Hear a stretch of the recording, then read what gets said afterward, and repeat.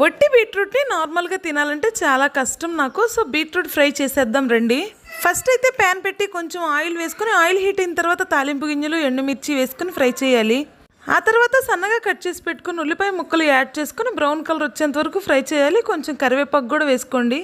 ఉల్లిపాయ ముక్కలు బాగా ఫ్రై అయిన తర్వాత అందులోకి సన్నగా తురిమి పెట్టుకున్నటువంటి బీట్రూట్ తురుముని యాడ్ చేసుకోండి.